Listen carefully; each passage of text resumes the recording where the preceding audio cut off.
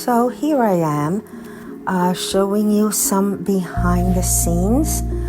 I am putting some paint on a dried sponge that has the shape of a leaf, and what I plan to do with this is to stamp it on my background paper.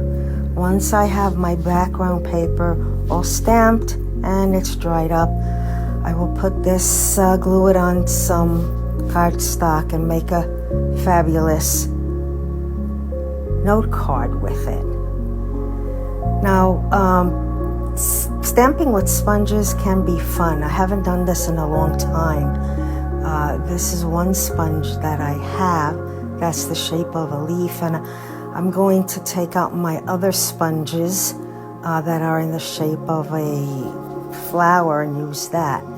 But what I want to do is just put the paint directly on a dry sponge. But now I'm trying to wet it a little bit because it's a little bit too dry for me. And I'm going to try to stamp this on the other side.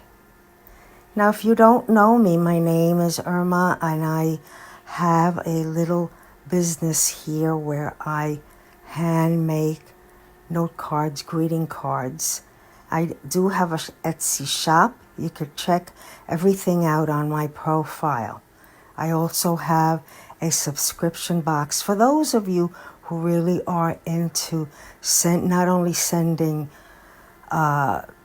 mail and greeting cards, but you love the touch, the feel of a handmade card. So those don't look too bad, right? But now I'm going to go ahead and I am going to ruin everything. You'll see what I do.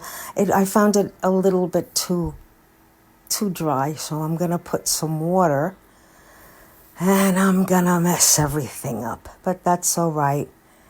When it comes to art, there are no mistakes. You just have to learn to, create something else in its place if it's really not to your liking. But I'll fix that. So that's it. Thanks for stopping by, and I'll be posting the cards that I make from this real soon.